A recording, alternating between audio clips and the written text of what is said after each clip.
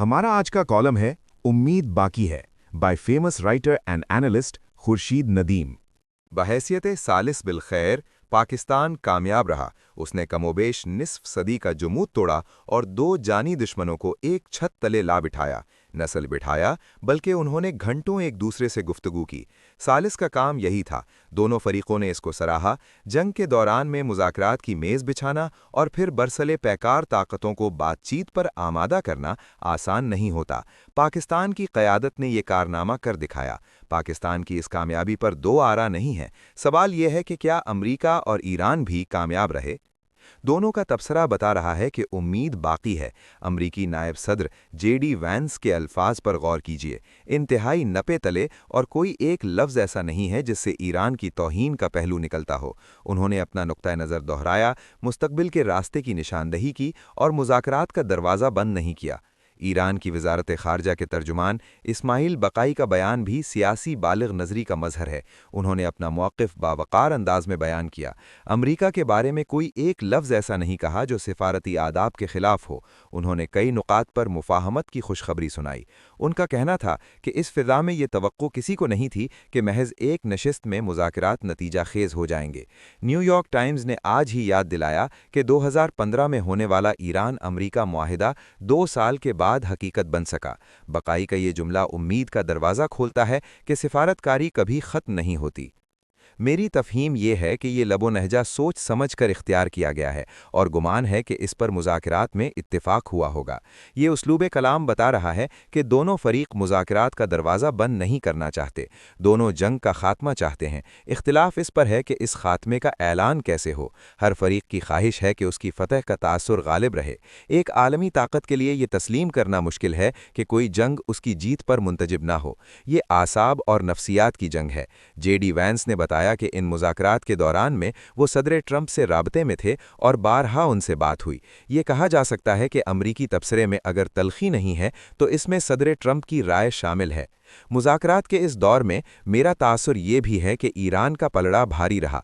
Iran की पहली कामयाबी ये है कि वो अमरीका के बल मुकाबिल बराबरी की सतह पर आ गया। अमरीका ने ज़ुबान हाल से ईरान की हैसियत का एतराफ़ किया है। ईरान ये तासुर देने में भी कामयाब रहा कि अमन या जंग बंदी तनहा उसकी ज़रूरत नहीं है। इन मुज़ाकरात ने अमरीकी बरतरी के तासुर को ज़ाइल कर दिया। ये ईरान की दूसरी कामयाबी है। ईरान ने एक लम्हे के लिए ये तासुर नहीं दिया कि वो कमज़ोर जगह पर खड़ा है। ये तीसरी कामयाबी है। इसे ईरान की कामयाब सिफारतकारी करार दिया जा सकता है। ये इस बात की दलील है कि ईरान को जदीद पढ़े लिखे लोगों की ज़्यादा ज़रूरत है। इसके लिए यही बेहतर है कि वो सियासी और दुनियावी मामलात को इस्लाह पसंदों के हवाले कर दे और मजहबी तबका मजहबी उमूर में रहनुमाई तक महदूद रहे। अवामी जज्बात को भड़काने के लिए इस तबके का किरदार हो सकता है, मगर सिफारतकारी के लिए नहीं। ईरानी क़यादत की बालिग नज़री का एक मजहर ये भी है कि उन्होंने पाकिस्तान में सुन्नी शिया तफरीक से बेनियाज होकर सबसे राब्ता रखा। ये एक अक्लमंदाना कदम था। इससे उन्होंने पाकिस्तान में अपनी अवामी हिमायत को मजबूत किया। इसका फ़ायदा उन्हें इन मुज़ाकरात में भी हुआ। शिया तो उनके हामी हैं ही। उन्होंने सुन्नियों की एक नुमाइंदा जमात की क़यादत से मिलकर इनकलाब ईरान के इब्तिदाई नारे ला शर्क़िया ला ग़रबिया का बिलवास्ता एहया किया और इस तासुर को ख़त्म करने की शऊरी कोशिश की जो उनके नादान दोस्तों ने उनके बारे में कायम कर दिया था। जब सियासी क़यादत पढ़ी लिखी और आलमी सियासत का इदराक रखती हो तो इसका यही फ़ायदा होता है। मैंने ये भी महसूस किया कि इस सारे अमल के दौरान में पाकिस्तान का वाज़े झुकाव ईरान की तरफ रहा। सिफारतकारी के आदाब का पूरी तरह ख्याल रखते हुए ईरान के साथ अपने ताल्लुक़ को छुपाया नहीं जा सका। इसहाक डार साहब ने जो बयान जारी किया उसमें ईरान का जिक्र पहले हुआ और अमरीका का बाद में।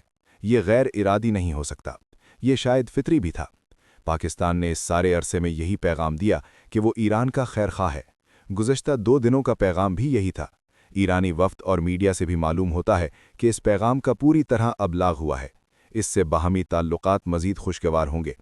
अहम सवाल यह है कि अब क्या होगा? क्या जंग बंदी बरकरार रहेगी? क्या मुज़ाकरात का कोई नया दौर जल्द शुरू हो सकेगा? क्या पाकिस्तान का मज़ीद किरदार बाकी है? पहले सवाल का जवाब फ़रीक़ैन के रवैये पर मुनहसिर है। अगर वो जज्बा बरकरार रहता है जिसका इजहार मुज़ाकरात के बाद हुआ है तो उम्मीद ये है कि बात अमन की तरफ बढ़ेगी। इसी तरह ये उम्मीद भी गालिब है कि इस मुज़ाकराती अमल की तौसी हो और अनकरीब इनका कोई दूसरा दौर हो। दोनों फरीकों ने जिस तरह पाकिस्तान की तारीफ की है, इससे अंदाज़ा होता है कि पाकिस्तान का किरदार बाकी है और वो अब भी पूरी सलाहियत रखता है कि दोनों को किसी हल तक पहुंचने में मददगार हो। इस मरहले पर इन क़ुव्वतों का किरदार अहम हो जाता है, जो अभी तक बज़ाहिर कोई अमली किरदार अदा नहीं कर रहीं, अगरचे कर सकती हैं। उनमें यूरोप और चीन अहम है। क़यास यही है कि पाकिस्तान के इस किरदार को चीन की भरपूर ताईद हासिल रही है। अगले मरहले में इसका इम्कान है कि चीन खुलकर कोई किरदार अदा करे।